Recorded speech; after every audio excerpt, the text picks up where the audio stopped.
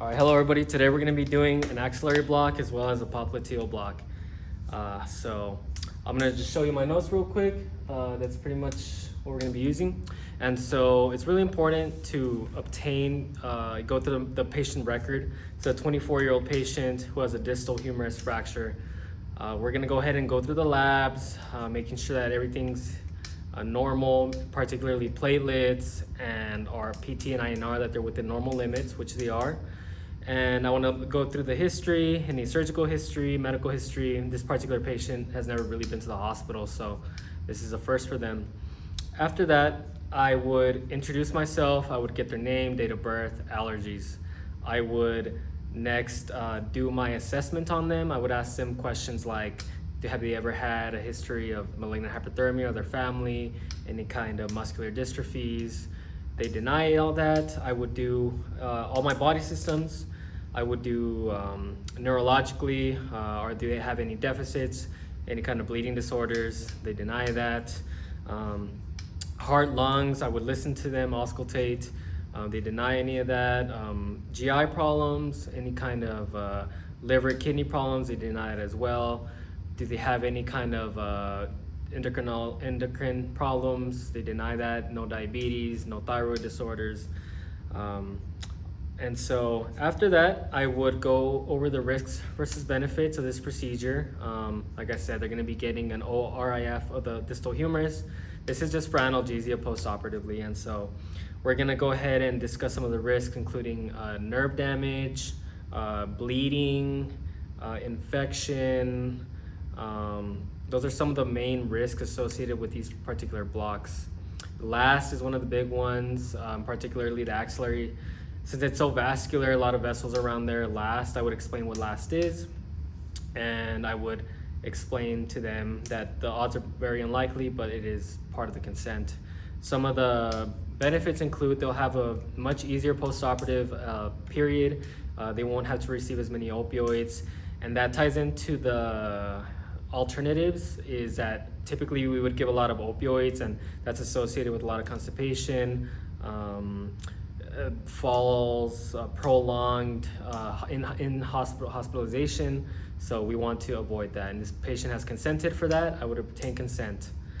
So once we've done that, we want to make sure that we gather all of our equipment. This is a regional anesthesia suite, so we just do blocks in this section of the hospital. And so we have life support, so we have our machine, like a crash cart. We have our intralipids in the event of LAST. We have our rescue medications. The patient does have an IV placed already.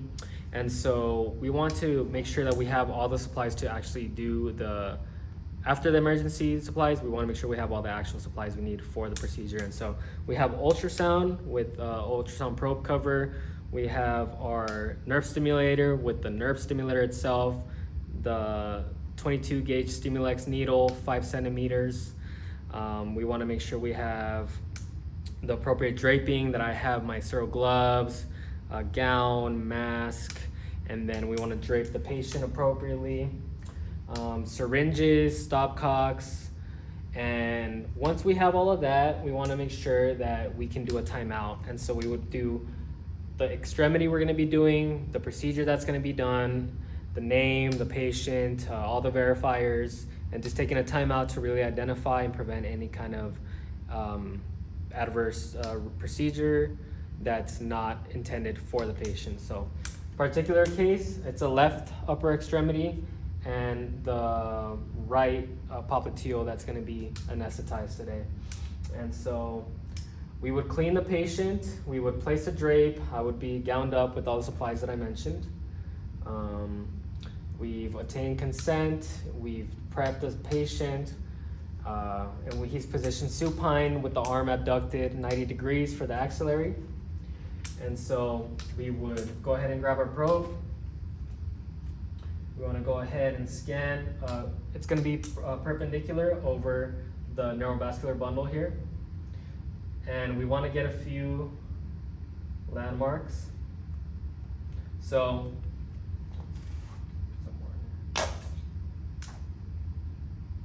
we want to make sure that we find the axillary artery first. This is a conjoint tendon right here. And then typically we have the musculocutaneous nerve right here. And if I go more distally, I can see that it begins to separate here. So we're gonna go proximal. And so we see the radial nerve down here, just about the 6 o'clock position. We see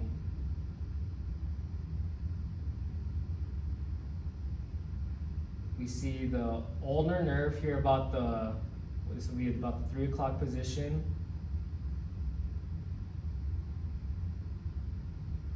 And just superior to the axillary artery, we have the median nerve. And so this is the triceps over here on the right side. And then this is biceps brachii, and this is coracobrachialis. As you see here, this fascial plane separates these two muscles, and the musculocutaneous nerve is embedded in this fascial line. And so the way we would do this is that we would use the nerve stimulator coming in from superior to inferior. And the way that we use it is we start at 1 milliamp, and as we advance the needle, we're gonna get elicit muscle contraction. As we turn down the amplitude to a goal range of between 0.3 and 0.5, and with approximation of the needle to the nerves that we mentioned, then at that point we know that we're in a successful position, and that's a desired amplitude. But if it's less than 0.3 and we're still eliciting muscular contraction, then that typically means we're intraneural and we should immediately retract. So in this case, we would come in superior, come over the artery. We would dissect it with about 1 to 2 cc's of normal saline. And we would definitely aspirate. We would aspirate before we do the local anesthetic injection. So hydrodissect, that'll lift up the nerve with saline, and then you would bathe it. You would aspirate and bathe it with about 5 cc's. I'm doing a total of 20 cc's today. And then as you advance, the medial goes up, separates. Then next is ulnar. The ulnar nerve would be also bathed in 5 cc's. As you retract, you can go underneath the axillary artery and hydrodissect the radial as well. 5 cc's on that. And lastly, as you withdraw, you place the needle into this fascial plane and inject another 5 cc's to anesthetize the musculocutaneous nerve. So that is typically how we do this. And to check for the effectiveness of the block, we would use a push technique. I would have the patient attempt to contract or flex the bicep. That's the musculocutaneous. They're unable to do that. That's properly anesthetized. Pulling, like extending would be the radial. And then lastly, compressing the index finger and the ulnar at the base. If they, I would squeeze them, pinch them, and if they don't have sensation, then that's an appropriate block. So that's it for this. We're gonna go ahead and rotate to the popliteal. So I'm gonna set this to popliteal. And for this particular block, we typically want to do it about 5 to 7 centimeters above the flexing here, the popliteal crest here.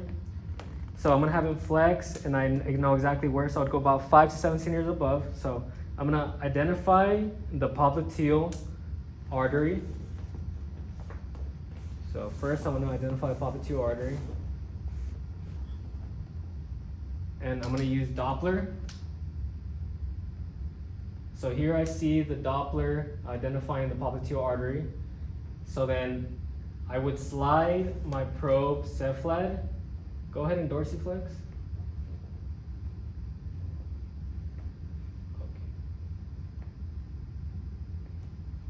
And here I see my biceps femoris, semimembranous and semitendinous laterally.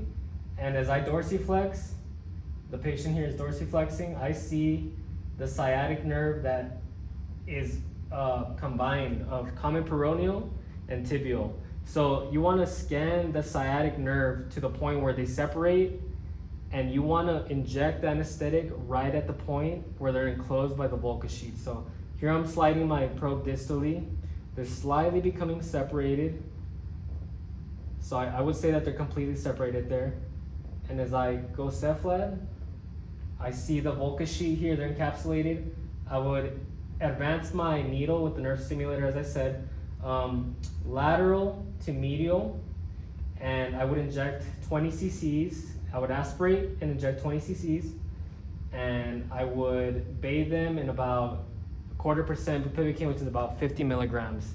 And this would successfully give me a ankle and foot block. The only other block that would probably have to be done is a saphenous block to obtain the medial aspect of the leg. But for this particular case, this would be appropriate, and the anesthetic would have bathed the patient and would give good coverage post-operatively. So that's pretty much it. Thank you.